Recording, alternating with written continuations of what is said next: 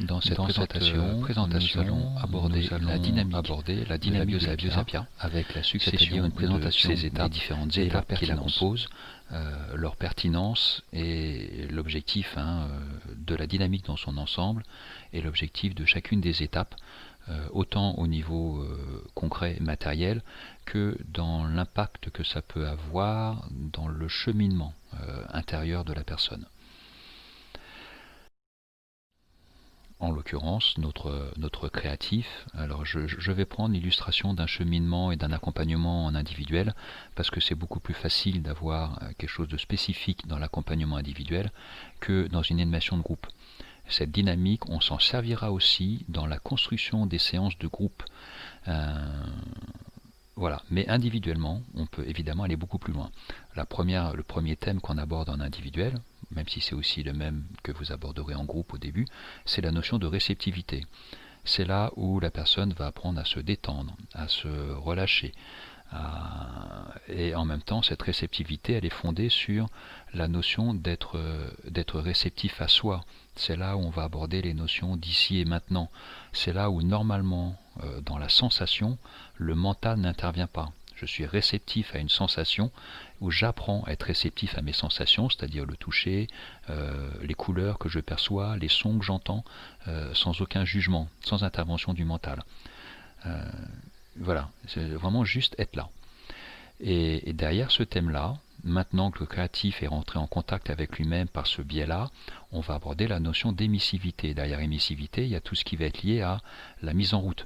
La mise en route d'une dynamique, la mise en route vers des projets, la mise en route d'une volonté, la mise en route quand je décide de poser un acte, la notion de décision.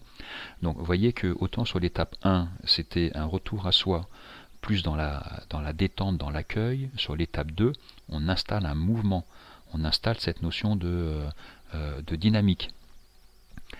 Et qui dit mouvement dit qu'il y a des choses qui potentiellement vont se densifier dans le cheminement de la personne.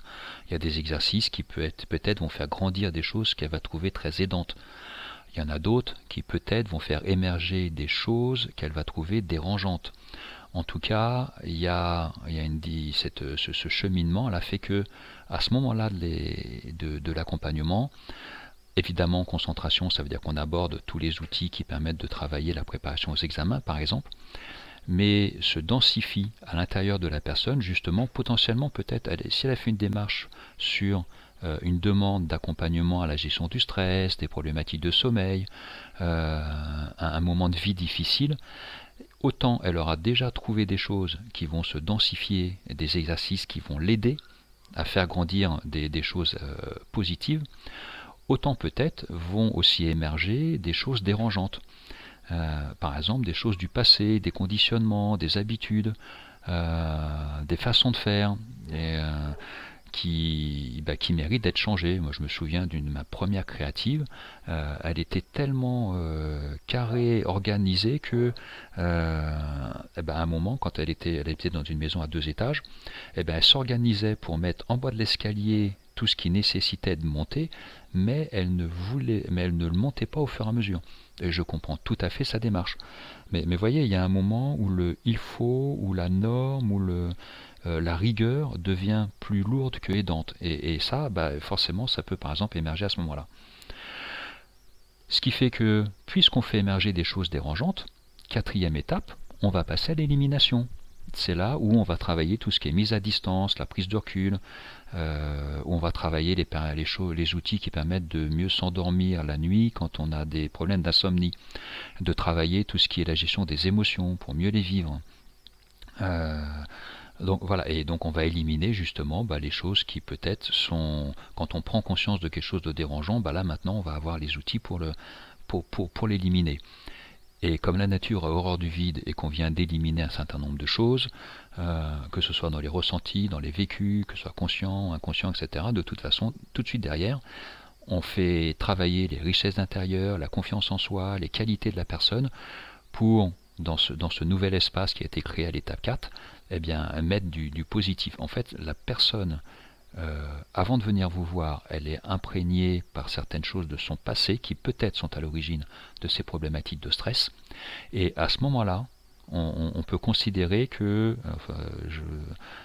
c'est peut-être ambitieux, hein, mais l'idée c'est en fait on va permettre à la personne de vivre son actualité et de ne plus être embarqué dans des choses qui sont normalement derrière elle.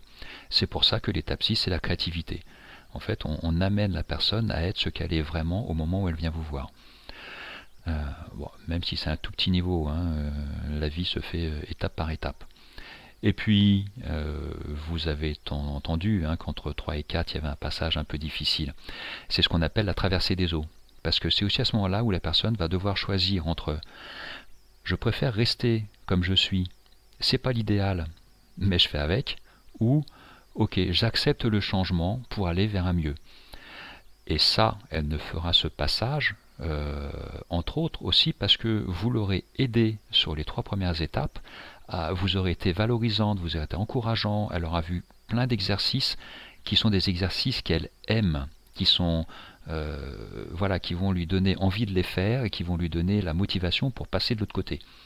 Parce que de l'autre côté, ce sera aussi plutôt même des exercices, pas forcément qu'elle aime, mais des exercices qui sont ce dont elle a besoin, justement pour continuer à grandir. Et ça aussi, je vais le mettre entre guillemets.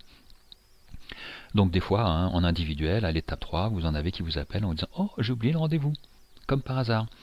Oui, parce que voilà, c'est une étape qui potentiellement peut être un peu délicate. Heureusement, c'est loin d'être le cas pour tout le monde. Hein. Beaucoup de gens viennent chercher non pas cette dynamique intérieure, mais juste hein, de quoi voilà, préparer un examen, mieux dormir, etc. C'est un peu comme les poupées russes. Vous voyez, la personne ne va, c'est pas vous qui allez ouvrir, hein, c'est la personne qui va ouvrir les poupées comme elle est possible et qu'il est acceptable pour elle de le faire. Elle n'ira jamais plus loin que ce qui serait trop dérangeant.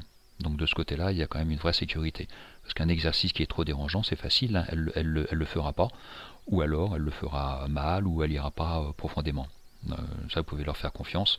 On est très, très doué pour se protéger à ce niveau-là.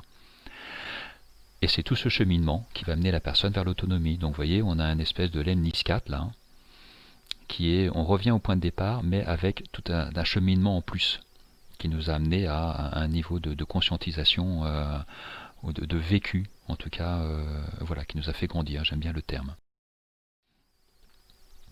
De la chenille, on peut dire que je ne vais pas traiter les créatifs de chenille, ne me faites pas dire ce que j'ai pas dit, mais de l'état de chenille, en fait, votre créatif à travers cette cure Biosapia va petit à petit se transformer en papillon. Je sais, c'est très joli, c'est pas une image de moi, c'est une image que j'ai reprise de Elisabeth Kubler-Ross. C'est une infirmière qui est à l'origine de toutes les étapes émotionnelles que l'on passe quand on est en phase de deuil, de perte, etc. Donc on en parlera un moment plus tard dans la formation. Si vous êtes pressé, vous allez chercher EKR, ce sont ces initiales sur internet et vous verrez plus précisément de quoi je parle. Et donc sur scène, elle avait une peluche. Elle avait une peluche en chenille. Donc tout le monde se demandait évidemment ce qu'elle faisait avec ça. Et à un moment, elle a pris sa chenille, elle l'a transformée, c'est devenu un papillon. Voilà d'où vient cette histoire. La Biosapia, de temps en temps, il y a une symbolique aussi de tortue. Pourquoi tortue? Parce que les initiales que vous retrouvez là, tortue, hein, on retrouve en fait les étapes que je vous ai présentées précédemment. Transformation, l'étape numéro 1, l'ouverture, correspond à l'émissivité, aller vers. En fait, transformation, il n'y a aucune intervention du mental. L'ouverture, c'est le moment où on va commencer à décider. On va agir. Rassemblement, c'est la concentration, transfert, hein, l'élimination, l'unification pour en fait le retour à soi, tout ce qui est les richesses intérieures et la créativité derrière pour l'expression créative. J'en suis à parler de notre méthode et que ce diaporama est plutôt figure en début de formation. Je vais aussi vous rappeler que notre objectif est de vous donner confiance pendant cette formation. L'une des plus grandes difficultés quand on est indépendant, que ce soit relaxologue ou un autre métier de ce type, c'est qu'il y a un moment on se retrouve tout seul. Et on n'est pas tous moulés pour être des chefs d'entreprise. Donc, on fait aussi des choix pédagogiques, que ce soit moi ou les autres enseignants. Vous allez voir que très vite, à un moment, on risque de vous répondre, mais la réponse est en toi. Parce que si on vous prend par la main et qu'on répond à vos questions du début à la fin de la formation, vous n'aurez pas construit votre espace intérieur de confiance. C'est ce qui s'appelle l'effet Einstellung.